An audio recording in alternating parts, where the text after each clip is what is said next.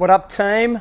Coach Loco. I'm here with the magic button for this episode of the Thumped Ape, episode 3, volume 2024. How you doing? Bush. There is a CrossFit God.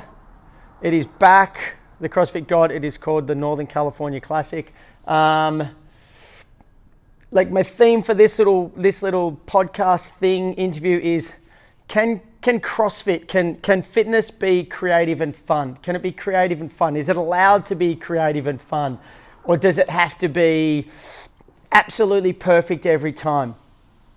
I'm in between, but I'm certainly convinced that it can be creative again after watching the past weekend's Northern California Classic. I don't know anything about this event up until what I saw posted last week. I wish I had known more about it earlier. It might have made me more excited about the future of CrossFit up until now. But the workouts were epic. They were absolute throwbacks to the days of 2011, 2010, 2012, whatever, when, it was like get in, throw down, get gritty, get dirty, get sandy, get dusty. Workout 1 was a trail race, just a good old-fashioned 5K, run through the dirt, runs up some hills and run back. I think Easy Muhammad summed it up the best.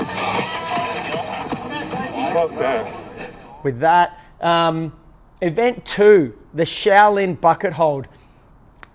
You know, there was events back in the day which were literally throw beanbags through a hole. The Shaolin bucket hold is exactly like it sounds. You've got 2 water pails and you've got to hold them out for as long as possible. Just such a fun test and something that we definitely do not test enough. So sure as shit, that's coming up in our program somewhere soon. Event 3, and I might have fucked this up a bit because I stole these details from Andrew Hiller. Thanks, Andrew Hiller. Trying to get the running order because it's really hard to find event details. Event 3 and Event 4 were passing the bar was this crazy, wacky, nauseating pull-up bar complex, which kind of involved a toe to bar, some chest to bar, and then some variations of passovers, and not a bar kip. I've forgotten the term, but it's basically what you get no rep for in the open. I'd vomit if I did half of that. I have a really bad problem tumbling forward. So watching people do these for reps was fucking astonishing, and how quickly they adapted to it was even more amazing. But it was a really good choice of like, let's fucking just throw it out and see what happens. Followed closely by the handstand medley, which was a walk forwards and then a walk backwards, and then an extended walk forwards, which, if over the past few days you've started practicing your backwards handstand walks, they are very fucking tricky. So it was another epic choice in just mixing it up. Event 5, I think it was a snatch 1 rep max, and there might have been some clean and jerk in there. I couldn't quite find the event details. I think it was runners who lift, lifters who run, which is cool titles again. And all the names for these workouts were fucking fantastic.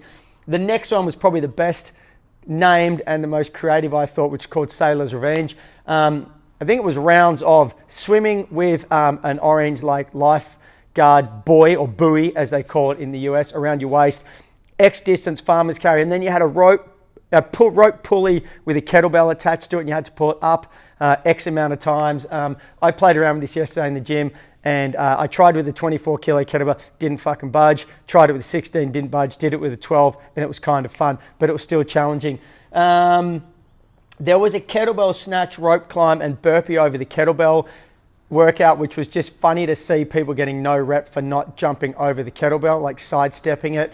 And then last but not least, Kalsu, which was a great variation of the workout. Kalsu, if you don't know, is 100 barbell thrusters to be completed for time. However, every minute on the minute, including 0, you complete 5 burpee. For this one, every minute on the minute, the minutes had descending reps of ring muscle ups. I think the first 3 minutes were 3 reps, and I'm probably wrong. Then it went to 2s, and then it went to singles. So your buy-in every minute was ring muscle ups, and then your thrusters. Colton Mertens, who won overall, was actually also the only person to finish 100 thrusters in the 10-minute cap, which is a fucking horrible idea to do 100 thrusters as the last workout or at all and get it done in 10 minutes. So can CrossFit be creative?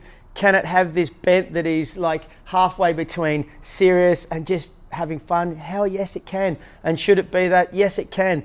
I know at affiliate levels that, we We focus on quality of movement over load and all that sort of stuff. But we have to embrace that this thing has to be fun, you know, and we need to get creative with our programming to ensure that people get these wacky, zany workouts that still fit within safety and technique. But yeah, this absolutely restored my faith in CrossFit.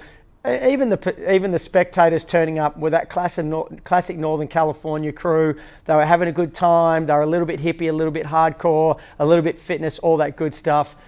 So tip of the hat to you, Northern California Classic. You have restored my faith in the creative side of CrossFit. Anyway, that's enough from me. Have a good one. Later. Boosh.